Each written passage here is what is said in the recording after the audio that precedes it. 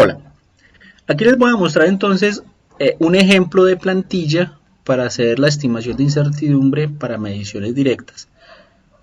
Es solo un ejemplo, no es que deban seguir este formato y de hecho no lo deben seguir. Ustedes deben construir sus propios formatos a su propio gusto. Solamente aquí vamos a mostrar los pasos o los ítems que debe llevar el formato como tal. Entonces, como la norma lo indica, debe existir entonces unos parámetros que indiquen la calidad del sistema de registro que nosotros tengamos, y pide que tenga este cuadro. Realmente lo obligatorio solamente es este cuadro de esta esquina, en donde está el código.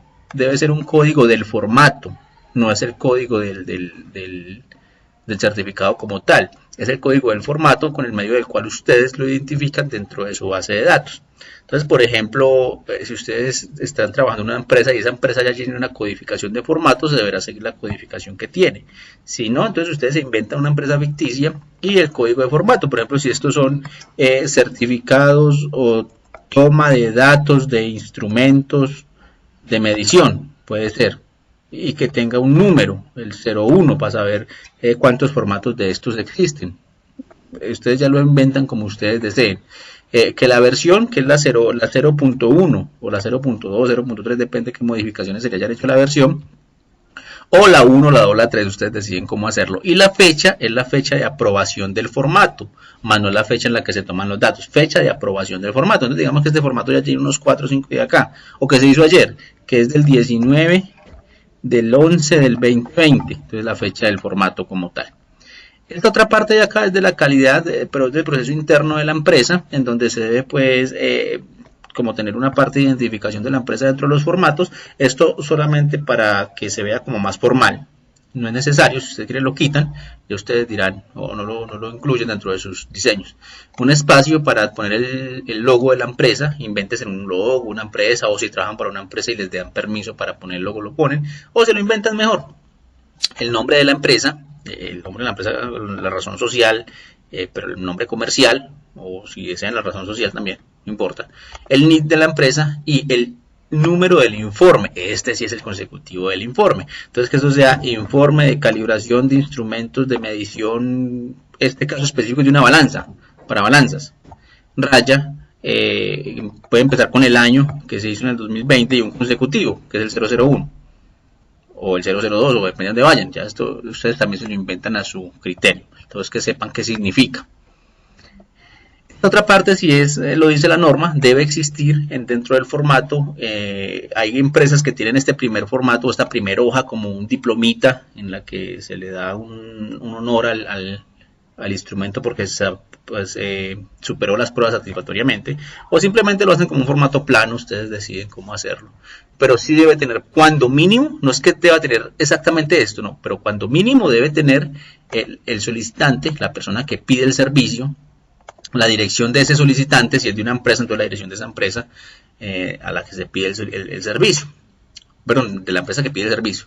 El lugar del mantenimiento y ensayo, si es una calibración, entonces el lugar de la calibración, este sí es el lugar donde toman los datos. Si es en el laboratorio, o sea, en el laboratorio de ustedes y el instrumento llega a su laboratorio, entonces se le coloca aquí en las instalaciones del laboratorio tal, porque es el propio. Pero si es en situ, en el lugar donde el instrumento se usa, entonces allá en ese lugar esa dirección debe estar aquí.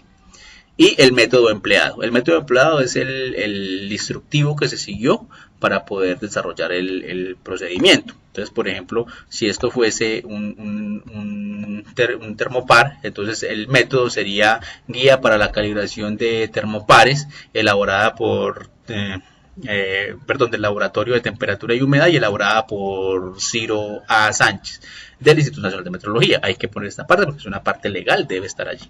Si es un formato propio, entonces el nombre del formato, guía para la calibración de instrumentos de pesaje o guía para la calibración de instrumentos de medición de pequeña longitud, bueno, qué sé yo, el nombre que tenga la guía. Y si esa guía está numerada, entonces la guía 01 tan, bueno, la empresa por lo general numeran todo para que tengan una forma de ubicarlo dentro de sus archivos. Debe tener entonces también esta parte que son los equipos patrón. Por ejemplo, para este caso específico, vuelvo lo repito, es que es por una balanza, es un juego de masas patrón, sino solamente instrumentos patrón o instrumentos utilizados. Y entre los instrumentos utilizados debe existir entonces el valor nominal, en este caso que es por una balanza, sino aquí instrumento. Y dentro del instrumento, entonces, por ejemplo, si utiliza un termómetro, entonces un termómetro, y aquí iría la serie y el certificado de calibración del termómetro, certificado vigente. Si tiene 2 o 3 equipos, entonces utilizan 2 o 3 cuadros. Si no tiene sino un solo equipo, pues entonces un solo cuadro. Ya ustedes lo ordenan o lo distribuyen como ustedes quieran. Al todo es que la información de esos equipos esté dentro del formato. La fecha en la que se hizo la calibración, sí es la fecha en la que se tomaron los datos. La fecha en la que se tomaron los datos. La temperatura a la que estaba el lugar donde tomaron los datos y la humedad relativa. El número de páginas que tiene este certificado es importante, debe estar aquí, lo dice la norma. Y entonces, si el número de páginas está aquí, cada página deberá estar numerada como página 1 de 3, página 2 de 3, hasta que la página 3 de 3. Si son 4 páginas, entonces página 1 de 4. Bueno, esta parte de aquí es una parte legal, lo dice la norma, entonces se debe especificar y es como para salvar a la empresa, en donde dice que el presente informe es válido únicamente para los ítems nombrados y exclusivamente, únicamente para los ítems nombrados y las actividades reportadas hacen referencia a la fecha, hora, lugar y condiciones del trabajo. Porque puede que realicen las mismas pruebas con otras condiciones y los resultados sean distintos. Entonces hay que hacer esa salvedad, ¿cierto? Este informe no podrá ser reproducido de forma parcial y solo podrá ser reproducido de forma total con estricta autorización o previa autorización del laboratorio que lo emite. ¿Por qué? Porque estos informes se vuelven tema legal y si existen modificaciones en el informe, el laboratorio que lo emite será responsable de eso. La descripción del instrumento. Aquí es el instrumento que nosotros vamos a probar. Entonces aquí ítem, entonces instrumento de pesaje de funcionamiento automático, o si es un tacómetro, entonces tacómetro, o medición de revoluciones por tacómetro. Si es un esfigmomanómetro, entonces esfigmomanómetro, o presión en milímetros de mercurio por medio de esfigmomanómetro. Aquí en esta parte el modelo del instrumento que ustedes están trabajando, o la marca, es lo mismo. O hacen referencia al todo, que nos permite ubicar de qué es ese equipo, la serie del equipo y la clase. La clase si existe, ¿no? Si no existe no hay problemas, simplemente este ítem no iría, si existe. En las balanzas sí existe, entonces hay que colocarlas. La carga máxima o la capacidad máxima del instrumento de medición, entonces el máximo que puede leer, si la indicación del instrumento es analógica o es digital. Y la ubicación. Cuando hablamos de la ubicación, no es el lugar donde se calibra ni el lugar donde se hace, sino el lugar donde se opera el equipo. Por ejemplo, si es un esfigmomanómetro, entonces consultorio 1, consultorio 2, consultorio 3. O si es una balanza, si la balanza se utiliza para liquidación, entonces una balanza de liquidación. Si es un tacómetro, por ejemplo, del área de recibo, entonces tacómetro, recibo, bueno, qué sé yo, en donde opere ese instrumento de medición. Y ustedes dejan ahí el espacio. Y aquí vienen las características del instrumento de medición, las características metrológicas, claro está, cierto. Entonces viene la división de escala que tenemos, que coincide con la resolución, el dígito de verificación, si existe dígito de verificación, y el máximo y el mínimo para poder hallar el rango, ¿cierto? Eso está automatizado, esta parte. Eso es una balanza que tiene 2 rangos de medición, por eso existe división 1 y división 2. Y si yo cambio acá el número, por ejemplo, si tengo 6 kilogramos, entonces automáticamente los subrangos también van cambiando. Y si yo cambio la resolución, por ejemplo, que el dígito de verificación sea 6, la resolución sea de 6, automáticamente todo también va a cambiar, ¿cierto? Entonces, la idea es esto, que sea lo más fácil posible para llenar y que el técnico solo vaya y digite, llene esto y le funcione. No tenga que estar haciendo cálculos. La segunda parte, esta parte de encabezado tiene que ir en todas las hojas. La segunda parte, entonces indica lo que es las pruebas que se van a hacer. Entonces aquí en el procedimiento existe lo que es las pruebas. Entonces cuantas pruebas hayan, pues habrá que representar esos resultados en alguna parte. Entonces aquí está la prueba que se hace. Para este caso, que es una balanza, una prueba de excentricidad, en donde se indica la posición de la masa en el plato de carga. La ubicación, 1, 2, 3, 4, siendo 1 el centro. Este lado, 2, 3, 4. La unidad en la que se está trabajando, la carga que es nuestro A sub R, o sea, nuestro valor de referencia, la indicación que sería nuestra A sub I, lo que leemos del instrumento de medición, y el error, diferencia entre A sub I y A sub R. El error máximo permitido, y aquí hay un ítem que dice si cumple o no cumple, es decir, si el error se sale o no se sale de lo que es el error máximo permitido. Entonces miremos este que dice que no cumple, tiene un error de 8, cuando el error máximo permitido para este punto es 6. Ahora, ¿qué pasa si yo le quito el error? Automáticamente cumple, ¿cierto? Entonces, algo como esto, que ustedes puedan tener algo muy automatizado y no tengan la necesidad de estar haciendo los cálculos nuevamente. El ensayo de pesaje, que estos son los datos que se van a reportar al cliente, porque este es el que hace el barrido en todo el rango de medición del instrumento.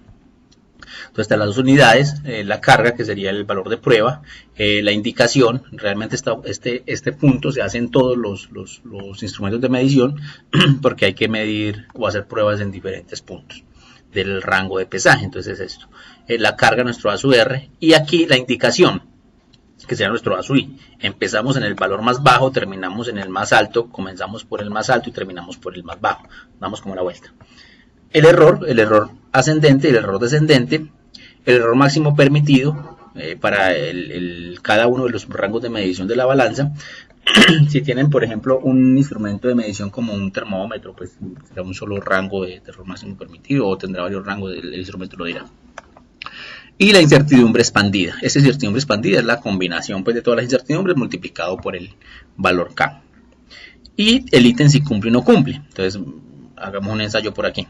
Si aquí el error máximo permitido es de 2, entonces coloquemos aquí un error de 6 o de 4, 0,4, y automáticamente dice que no cumple. Puede ser en el ascendente o puede ser en el descendente, no importa, en cualquier de los dos debe decir si cumple o no cumple.